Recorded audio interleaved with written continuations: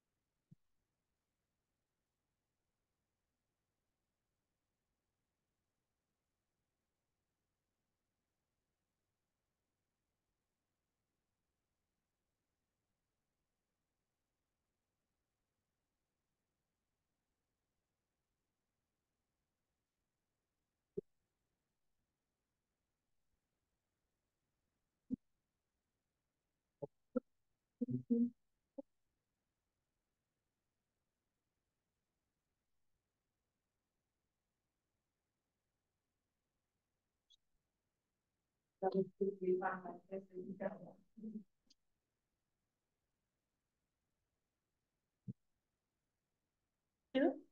Ou là? Comme l'ordi.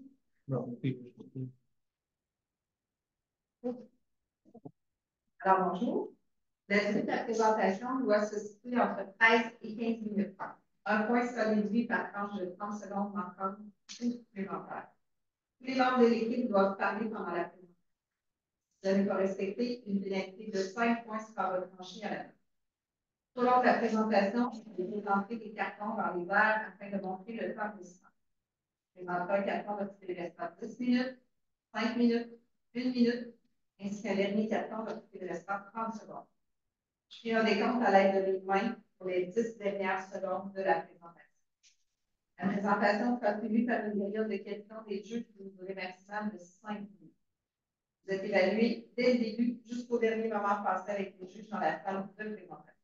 Alors, je laisse maintenant les juges se présenter. Ensuite, vous pouvez commencer. Bonjour, moi je m'appelle Shirley, je suis présentement étudiante en deuxième année du bac en marketing. Bonjour, moi c'est Jeanne Antoine, je suis enseignante à la Université des Oeils et pour la classe. Bonjour, mon nom c'est André Lélard, je suis directeur du groupe Granule au Québec Food Expo du Bureau. J'ai été 10 ans directeur vente marketing de Granulologie. Bonjour, on va commencer par se présenter. Nous sommes la firme MMJ Marketing.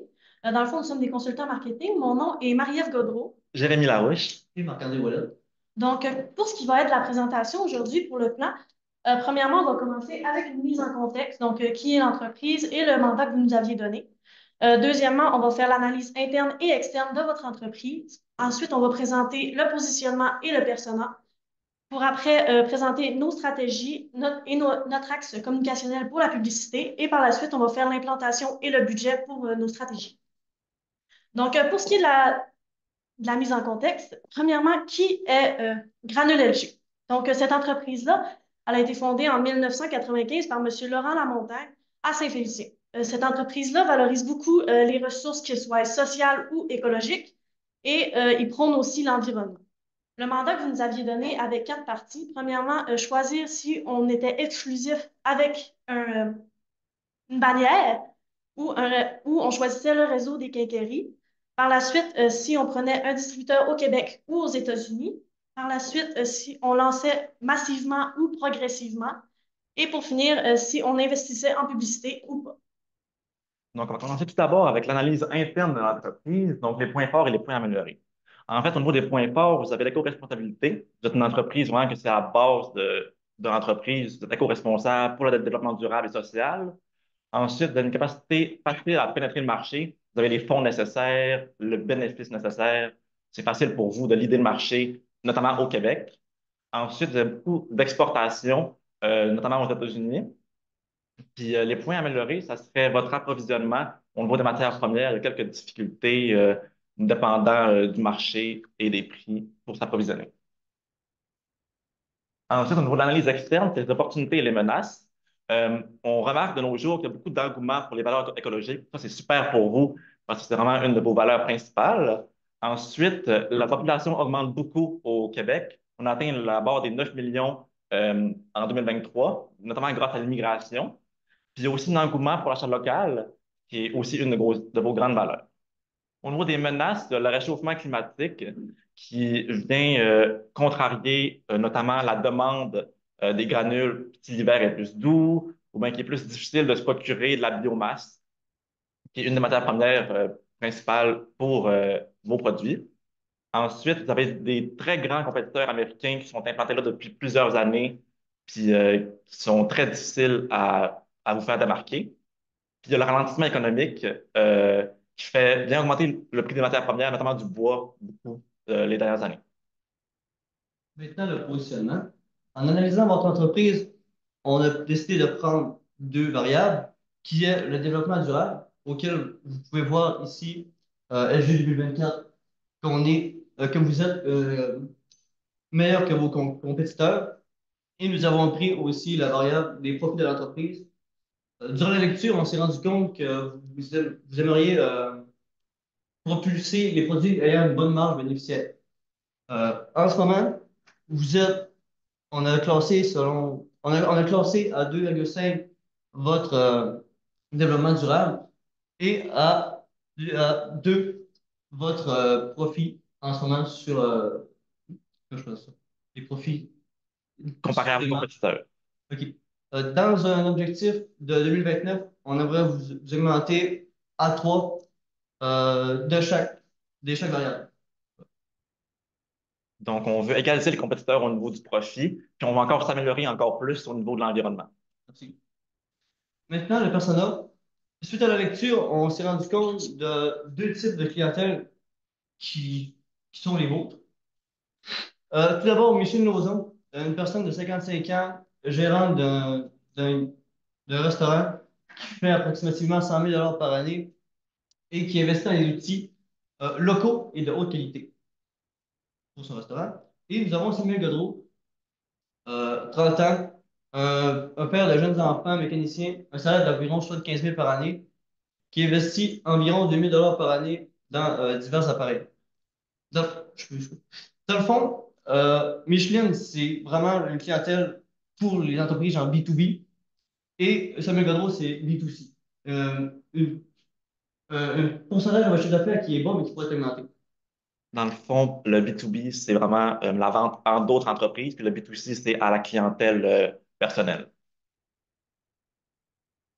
Donc, pour ce qui est de la réponse au mandat, la première question qui a été demandée, c'était est-ce qu'on est exclusif avec une bannière ou bien on choisit les quincailleries? Donc, on a décidé de ne pas choisir une exclusivité parce qu'on trouve que c'est trop limité.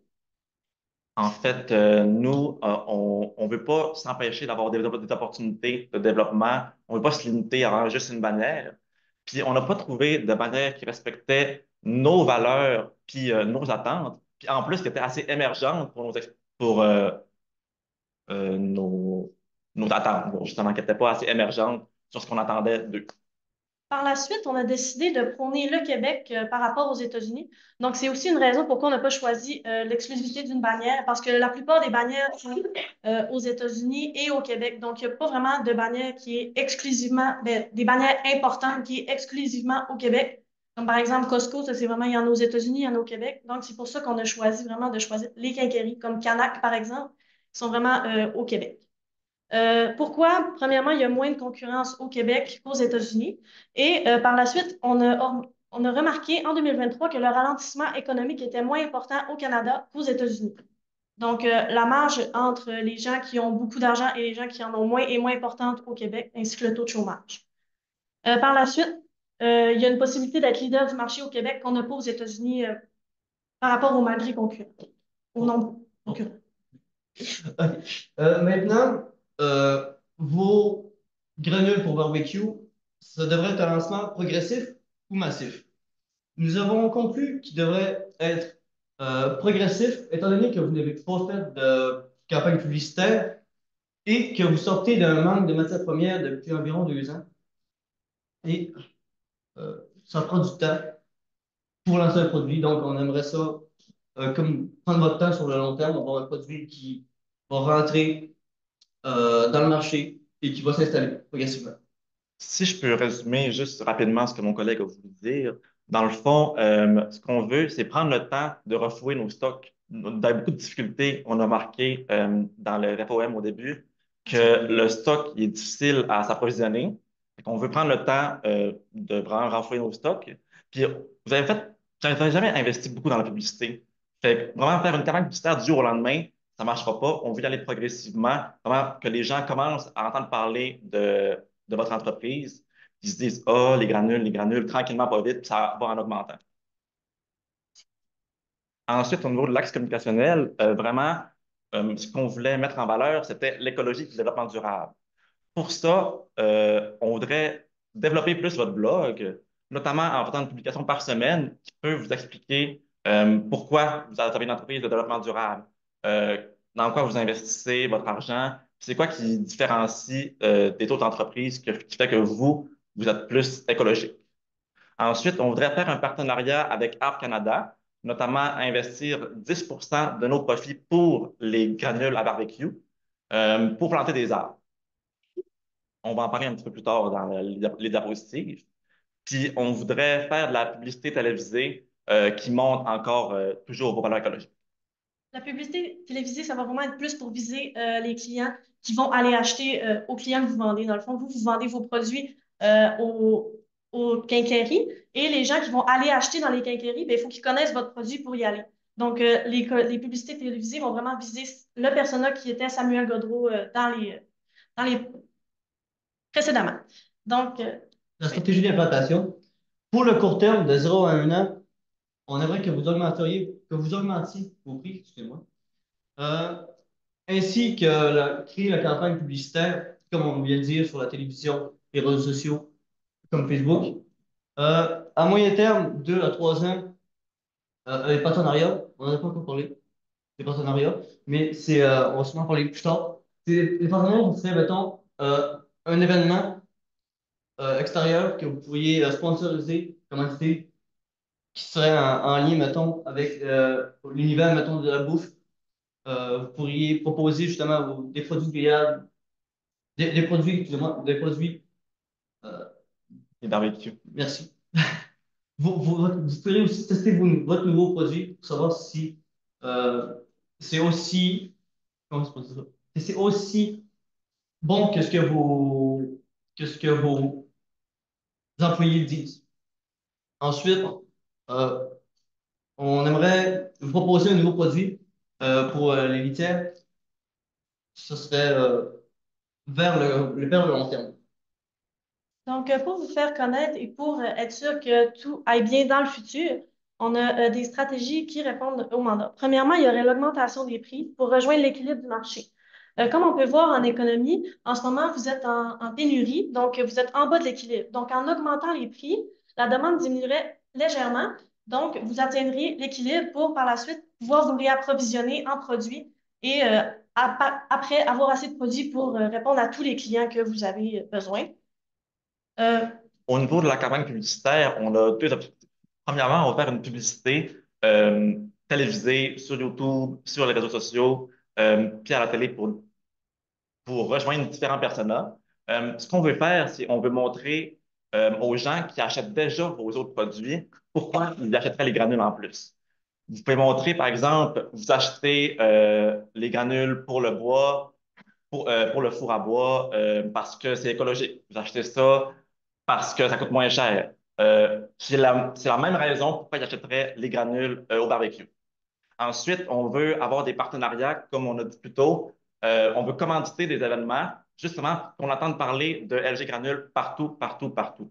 On voudrait commanditer des événements, des festivals avec des traiteurs, des restaurants, euh, des centres de congrès, des mariages, peu importe, partout où est-ce qu'on peut utiliser un barbecue qui va servir à un grand événement, on veut que ça soit granule LG, puis que tout le monde pense à granule LG. Donc, pour le partenariat qu'on avait parlé précédemment, c'est un partenariat avec Arbre Canada. Donc, on sait que la matière première qu'on utilise essentiellement, c'est le bois, ben, la biomasse du bois. Donc, en faisant un partenariat, on aide à planter des arbres pour par la suite avoir d'autres matières premières dans le futur. Et également, ça va augmenter notre image de marque. Donc, les gens vont se sentir inclus. Ils vont aider la planète tout en achetant votre produit, en plantant des arbres. Ça va aussi aider, en fait, cette association-là aide les provinces qui ont fait face à des catastrophes naturelles, puis il aide aussi les réserves autochtones avec la plantation d'arbres sur leur territoire. Donc, ça rejoint vos valeurs, cette entreprise-là, et c'est canadien, donc ça suit vos valeurs. Pour ce qui est du nouveau produit, on a choisi on a vu le carton, dans le fond, c'est vraiment une grosse opportunité. Avec Amazon, de nos jours, il y a de plus en plus de carton qui est jeté. Euh, Chaque année, il y a 1 million de tonnes de carton qui est jeté, soit dans les océans ou sur la planète. Il y en a une majorité qui est recyclée, mais il y en a quand même qui polluent la planète. C'est un déchet majeur au Canada. Et on a vu aussi que la litière, en fait, les granules pour litière, vous produisez 10 000 tonnes par année. Donc, on a pensé que vous pourriez utiliser le carton. Donc, ça sauverait 10 000 tonnes de bois que vous pourriez utiliser pour le chauffage, puisque le carton, les granules ne peuvent pas être chauffés dû aux soucis écologiques. Donc, on a pensé que ça pourrait être une bonne idée d'utiliser le carton comme matière première pour la litière. Donc, ça vient de vous sauver 10 000 tonnes que vous manquiez justement dans les matières premières que vous étiez en recherche. Là, vous venez d'en sauver 10 000 tonnes en recyclant du carton en plus de ça. Au niveau de la répartition du budget, on a estimé un budget d'environ 1% des chiffres d'affaires total, ce qui fait 5 fois plus que le budget que vous attribuez avant, qui était vraiment minime, parce que vous n'aviez aucune commande publicitaire. À court terme, on investirait 150 000 dans la publicité, puis 100 000 au niveau des commandites. Puis, en implantant de nouveaux produits, on a dit 100 000 parce que vous avez déjà investi 100 000 pour les granules à barbecue. Donc, on a environ estimé le même montant pour les granules en carton. Puis 10% de nos profits faits par les ventes des granules à barbecue, on voudrait les donner à l'association Arbre Canada. Ouais, ben, comme je l'ai dit, moi je l'ai dit. Donc, merci beaucoup de nous avoir écoutés. En espérant que ça vous aura satisfait. Voilà.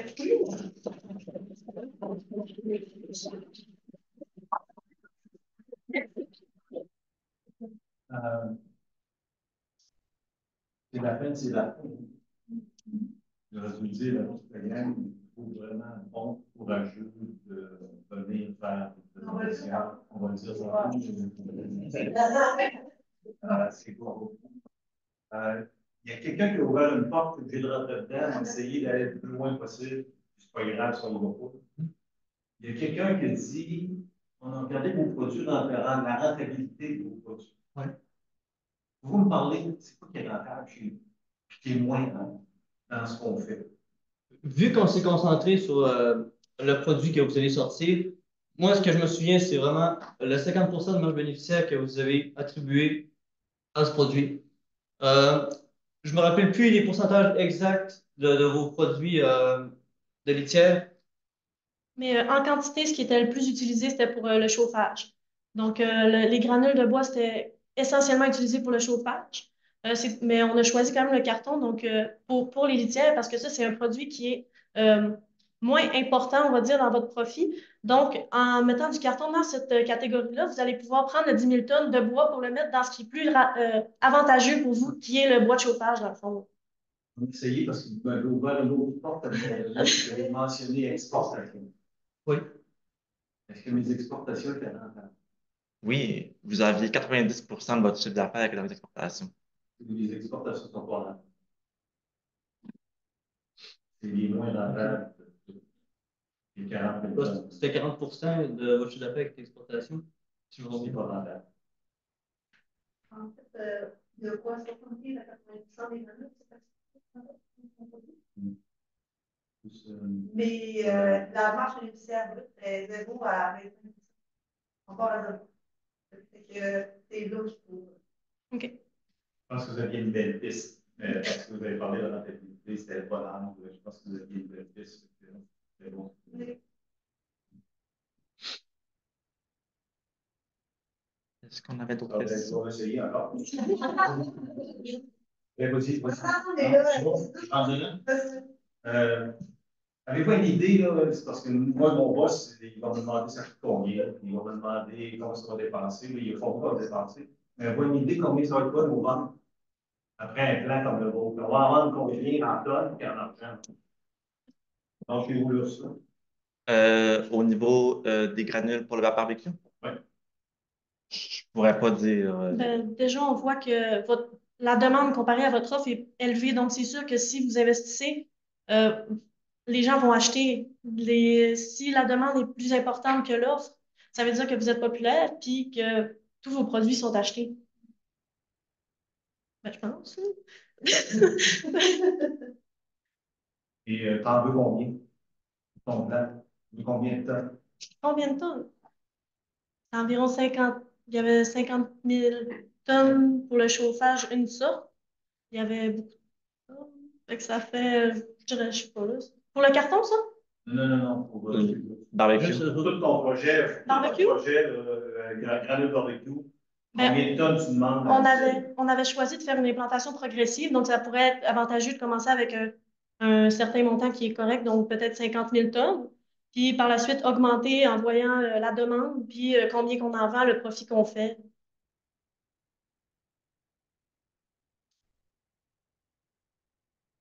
Oui. OK. Dans le fond, tu sais, vous avez parlé quand même pas mal de pizzas dans la présentation. Puis, si je pose la question, qui distribue la pizza artisanaux? Et où est-ce qu'on achète ça, genre? La pizza artisanaux, les sacs? Oui. Les animaleries? Ouais. OK.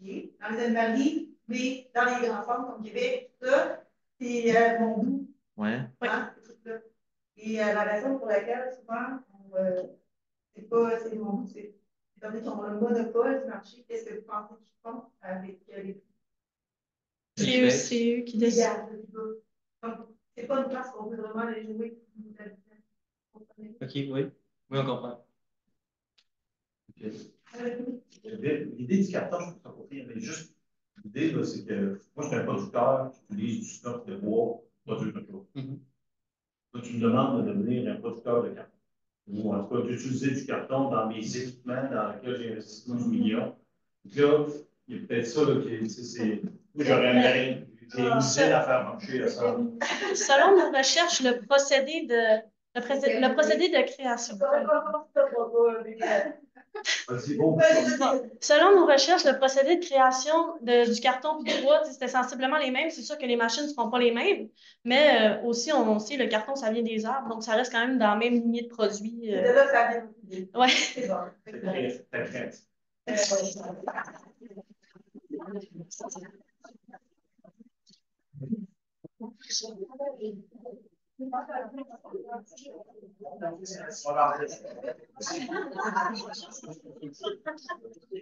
Et là, je peux tout faire. Ouais,